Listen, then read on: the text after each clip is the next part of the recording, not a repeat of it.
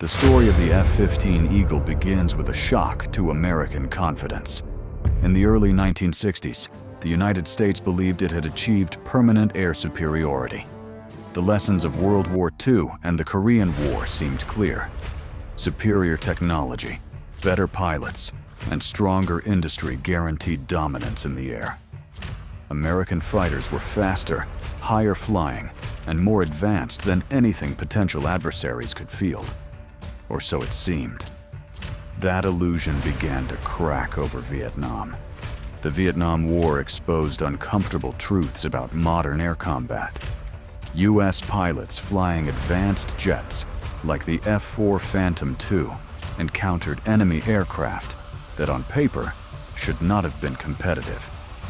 Yet North Vietnamese MiG-17s and MiG-21s repeatedly challenged American fighters. Dogfights returned in an era that had assumed they were obsolete. Missiles failed. Rules of engagement restricted tactics. Air superiority was no longer automatic. Losses mounted and confidence eroded. At the same time, intelligence reports from the Soviet Union raised even deeper concerns. The USSR was developing a new generation of fighters that emphasized speed, maneuverability, and powerful radar. Western analysts feared that future Soviet aircraft could outperform American designs in close combat. The balance of power in the air, long taken for granted, suddenly looked fragile. For the U.S. Air Force, this was more than a technical problem. It was existential. Air superiority was the foundation of American military doctrine. Without control of the skies, bombers could not strike, ground forces could not maneuver, and naval power could not project force. Losing that advantage, even temporarily, would undermine everything. By the mid-1960s, a radical idea began to take hold. The United States needed a fighter built for one purpose only: to dominate other fighters. Not a multi-role aircraft, not a compromise. An air-to-air weapon so powerful that no enemy pilot would want to face it. This idea ran directly against prevailing trends. At the birth of the missile age, many believed dogfighting was finished. Speed, altitude, and beyond visual range missiles were supposed to decide future battles. Fighters were becoming heavier, more complex, and increasingly focused on multiple missions. The Air Force itself had embraced this philosophy, but combat experience told a different story. Pilots returning from Vietnam argued that situational awareness, maneuverability, and pilot skill still mattered. They warned that no missile was perfect, no radar infallible, and no engagement guaranteed to occur at long range. When technology failed, the aircraft itself and the pilot inside it had to prevail. Out of this debate emerged a concept that would shape the next half-century of air combat. In 1967, the U.S. Air Force formally launched what became known as the FX program, Fighter Experimental. Its goal was brutally clear: create an aircraft that would guarantee air superiority against any foreseeable threat. The requirements were uncompromising. The new fighter had to be faster than Mach 2.5. It had to climb higher than any adversary.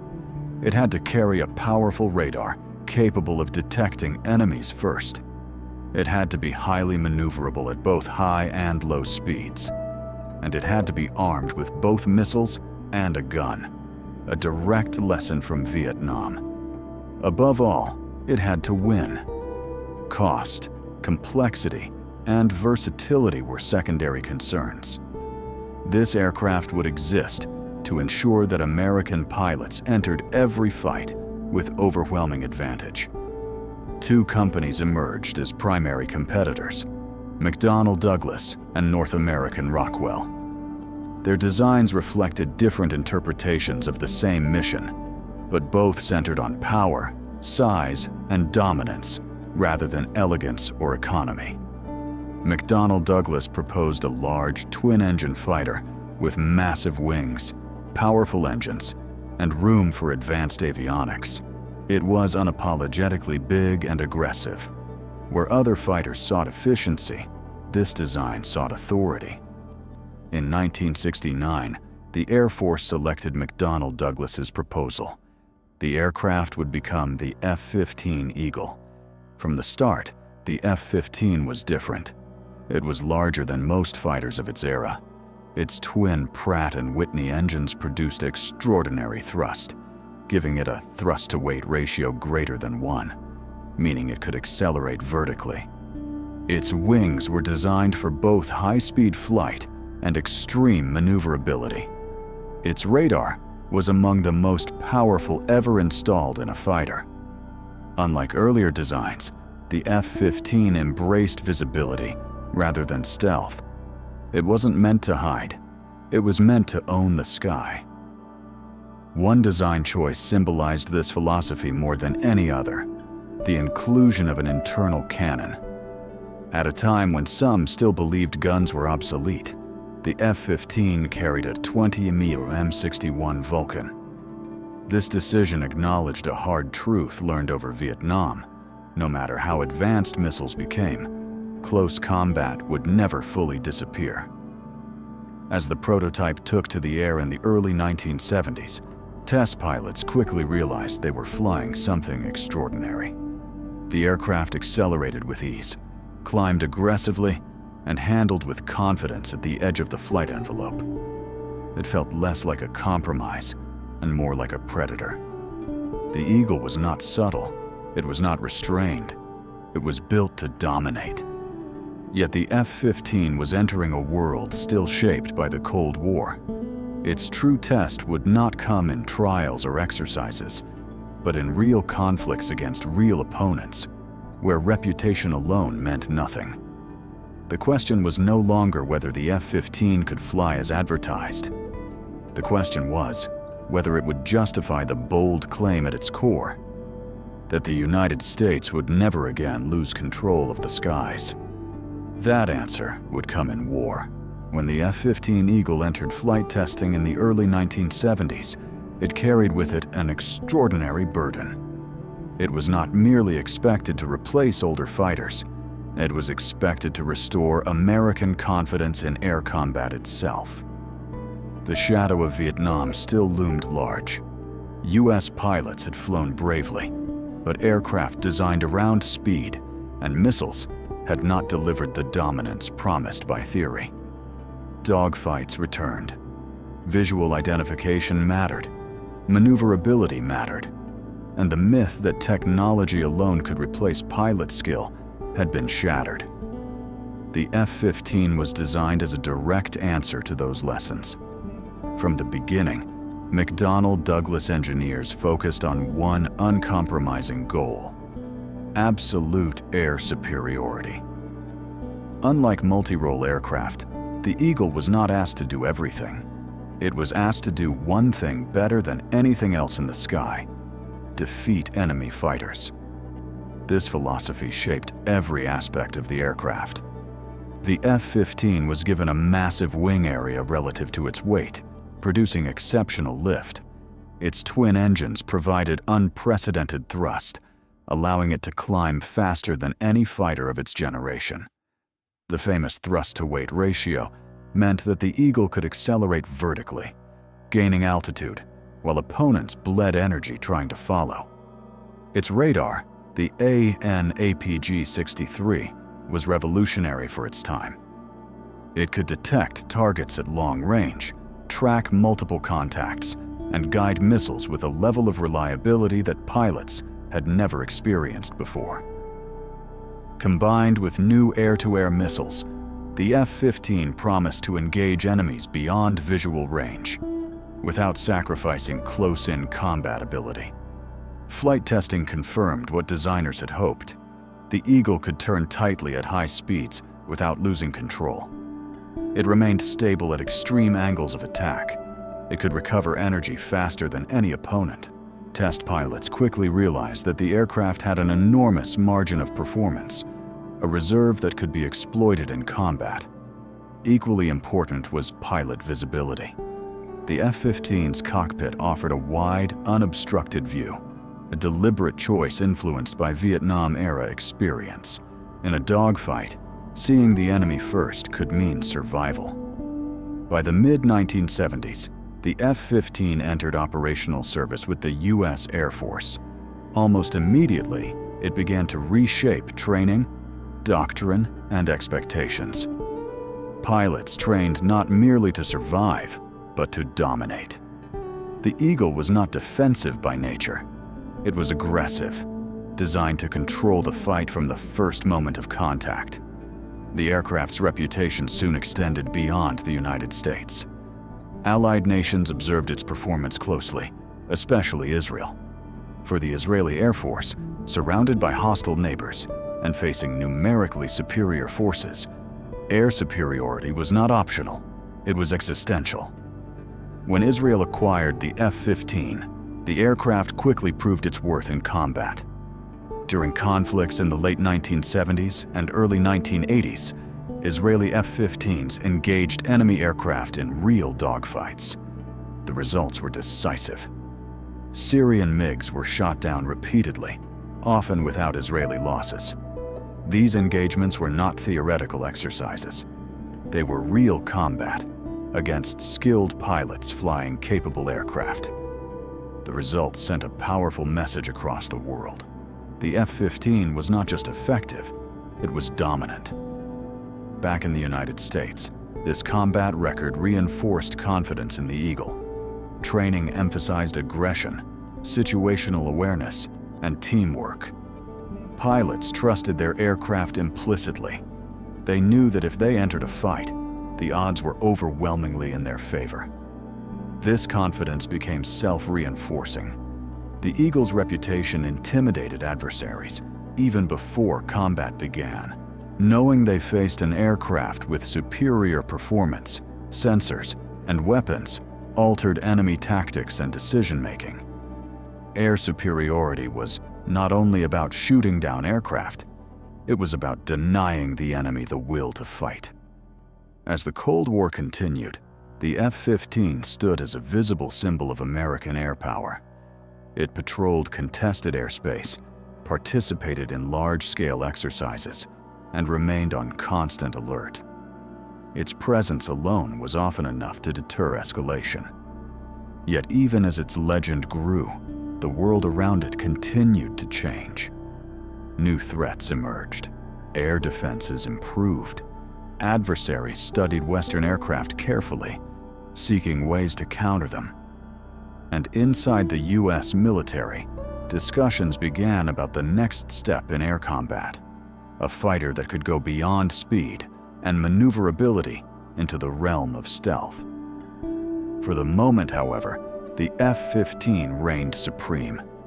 It had been built to never lose, and so far, it hadn't. What no one yet knew was how long this dominance would last, and how the Eagle would adapt as new generations of warfare emerged. That story would unfold in the next chapter. By the late 1970s and early 1980s, the F-15 Eagle had entered service with a clear purpose and an uncompromising promise: absolute air superiority. Unlike multi-role fighters that balanced competing missions, the Eagle existed for one primary reason: to control the sky. Everything about the aircraft reflected this focus.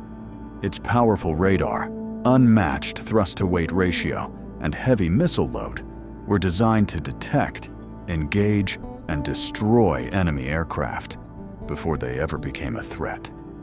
Yet doctrine and design mean little without proof. The true test of the F-15 would not come in training exercises or simulations, but in real combat, against real pilots, flying real enemy aircraft. That test arrived not in American service, but in the Middle East. Israel was among the first nations to operate the F-15 in combat conditions. Surrounded by hostile neighbors and facing frequent aerial engagements, the Israeli Air Force placed enormous emphasis on air superiority. When the Eagle entered Israeli service, It immediately changed the balance of power in the region. During the late 1970s and early 1980s, Israeli F-15s engaged enemy aircraft repeatedly. MiG-21s, MiG-23s, and other Soviet-designed fighters faced an opponent they were not prepared to counter. The results were decisive. Time after time, the Eagle demonstrated superior situational awareness, energy management, and missile employment. One incident would become legendary. In 1983, an Israeli F-15 returned safely to base after a mid-air collision that destroyed one of its wings. Against all expectations, the aircraft remained controllable and landed successfully. The event became a symbol of the Eagle's structural strength and forgiving flight characteristics, a testament to engineering decisions that prioritized survivability as much as performance. As the Eagle's combat record grew, its reputation spread rapidly.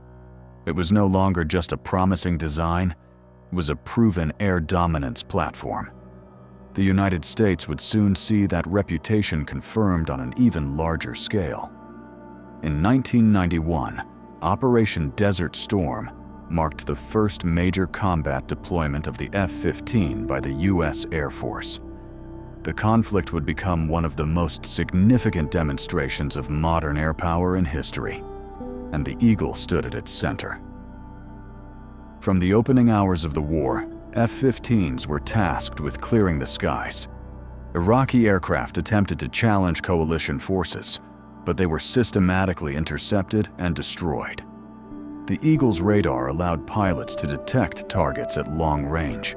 Its missiles enabled engagements beyond visual range. Its speed and maneuverability ensured that even close-range fights favored the American aircraft. By the end of the conflict, F-15s were credited with the majority of air-to-air victories achieved by coalition forces. Not a single Eagle was lost in air combat. The message was unmistakable. Air superiority, when properly pursued, could be achieved quickly and decisively. This performance reshaped military thinking.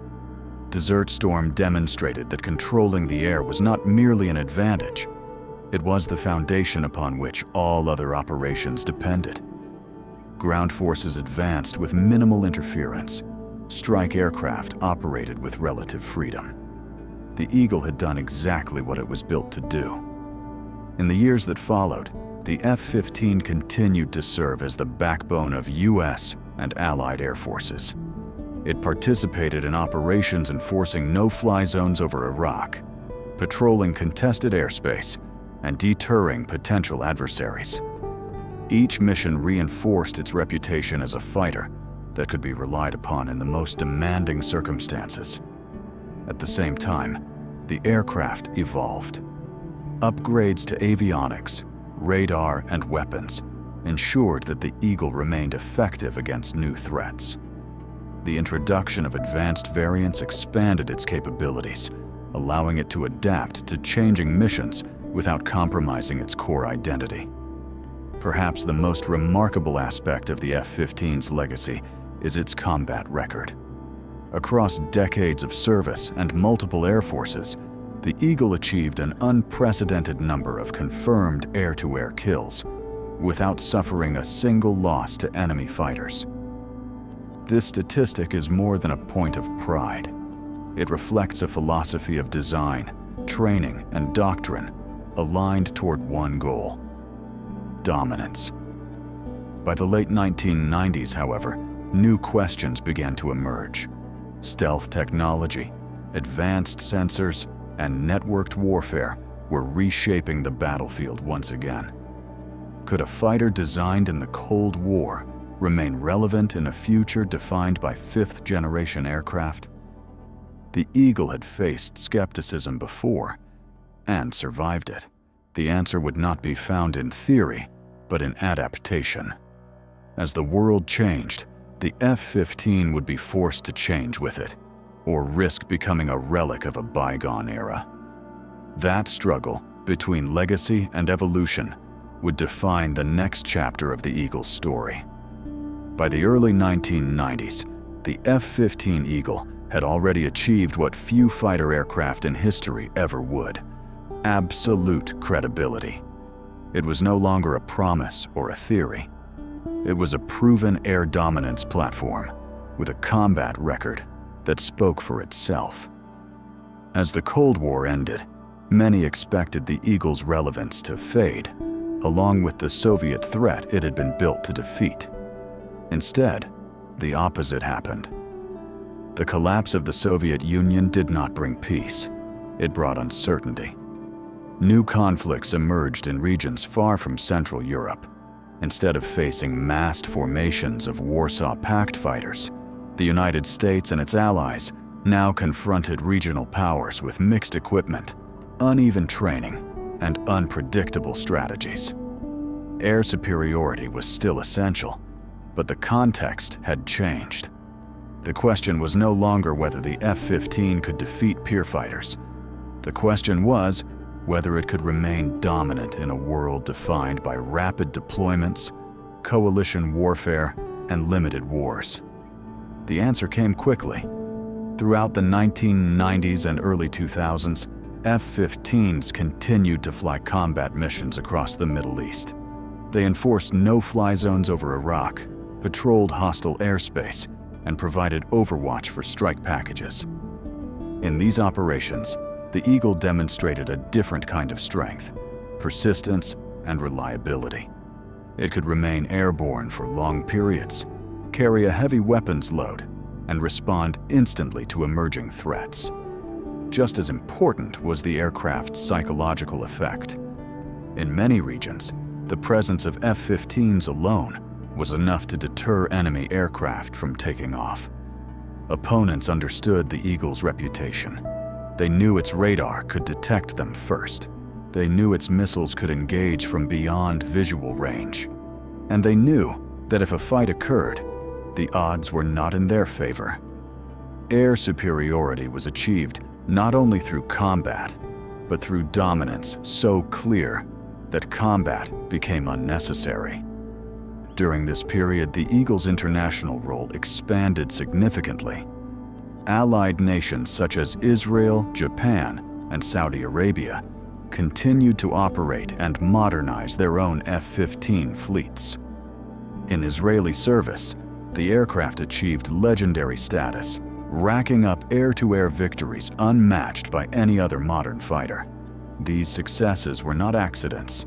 They reflected a combination of platform capability, pilot training, and doctrine. And they reinforced the F-15's global reputation as the definitive air superiority fighter. At the same time, the U.S. Air Force faced a strategic dilemma. New aircraft were entering service. The F-16 had proven itself as a highly effective multi-role fighter. The F-22 Raptor promised unmatched stealth and performance. Later, the F-35 would be introduced as a networked, fifth-generation platform. In this evolving landscape, where did the F-15 fit? The answer was adaptation. Rather than retire the Eagle, the Air Force chose to evolve it. Avionics were upgraded. Radar systems became more powerful and more precise. Electronic warfare capabilities improved. The aircraft's already formidable situational awareness expanded dramatically. These changes transformed the F-15 from a Cold War interceptor into a modern combat platform, capable of operating in complex, information-dense environments. One of the most significant developments was the emergence of advanced variants designed for new missions. The F-15E Strike Eagle, introduced earlier, came into its own during this era. Unlike the original air superiority version, the Strike Eagle was optimized for deep strike missions while retaining air-to-air capability. It proved devastatingly effective in conflicts where precision, range, and payload mattered more than dogfighting. The success of the Strike Eagle further complicated predictions about the F-15's future. It was no longer just the world's greatest air-to-air fighter. It was also one of the most capable strike platforms in the U.S. inventory. As years passed, the Eagle accumulated an almost mythic status. Its air-to-air record remained flawless. No U.S. Air Force F-15 had ever been lost in aerial combat. This fact alone became a powerful symbol of American air dominance. It was repeated in briefings, training materials, and public discussions. The Eagle had become a benchmark against which all other fighters were measured. Yet this success also created complacency and vulnerability.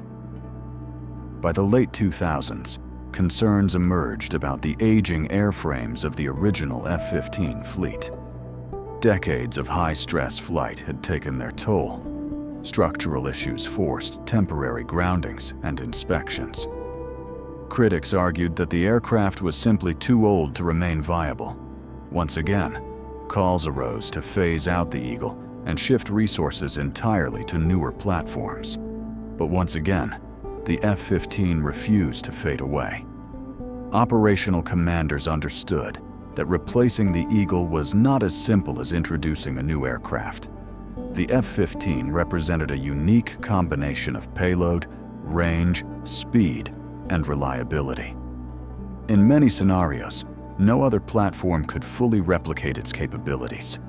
Even as stealth fighters entered service, the Eagle continued to fill critical roles that newer aircraft could not easily assume. By the early 2010s, the story of the F-15 had become something rare in military aviation, a story of sustained relevance. The aircraft had outlived the threat it was built to counter. It had adapted to new wars. It had evolved technologically, and it had done so without ever losing its core identity as an air dominance fighter. The Eagle was no longer just a weapon, it was an institution.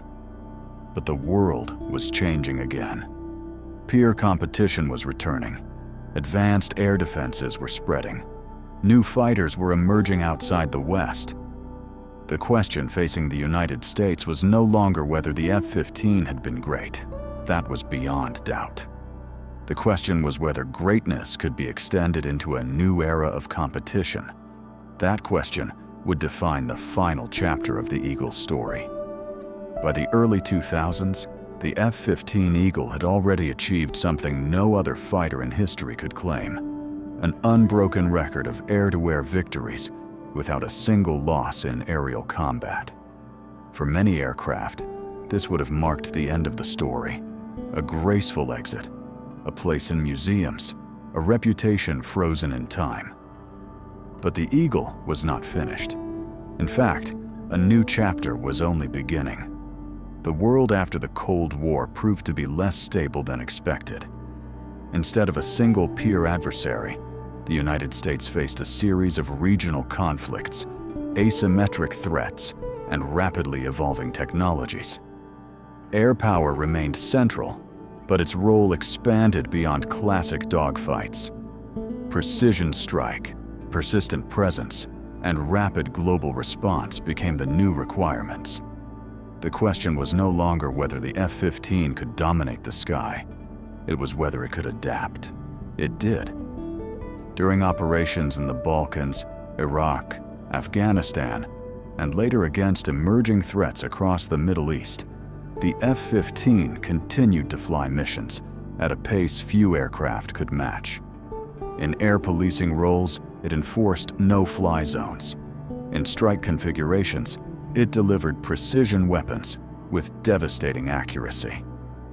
In defensive counter-air missions, it stood guard over Allied forces and critical infrastructure.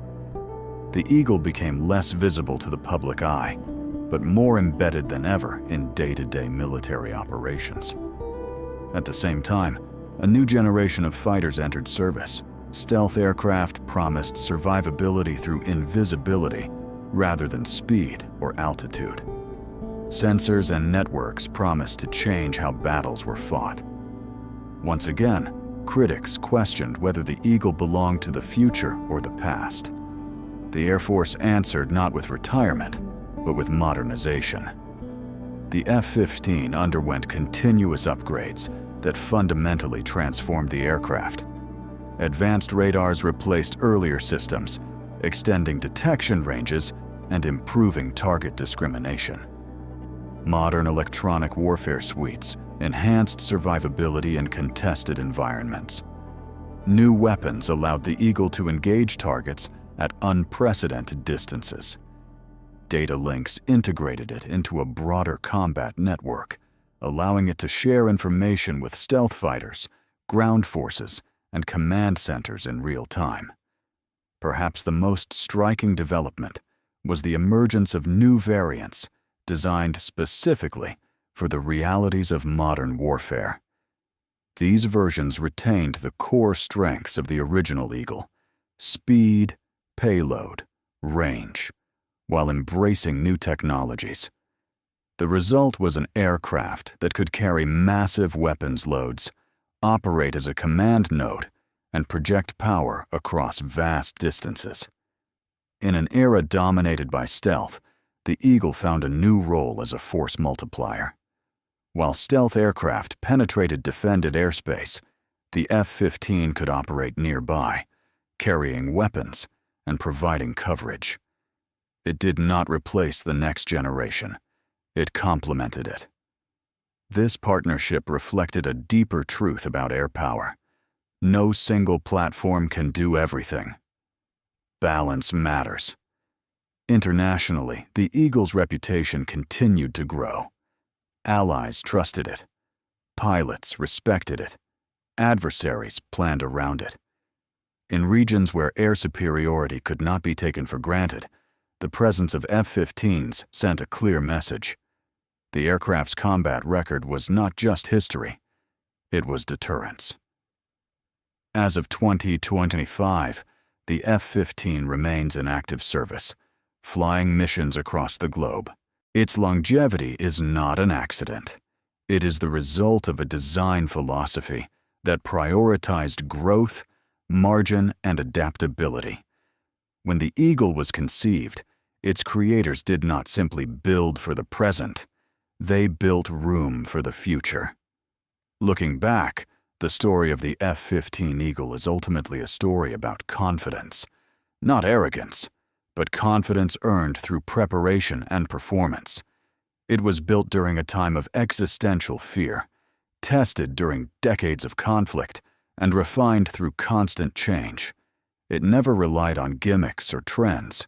It relied on fundamentals: speed, power, awareness, and pilot skill. Many aircraft have claimed to be revolutionary. Few have proven it. The F-15 did not just promise air superiority. It delivered it, again and again, across generations and battlefields. That is why the Eagle endures. Not because it is the newest fighter in the sky, not because it is invisible to radar, but because, when control of the air truly matters, it has never failed.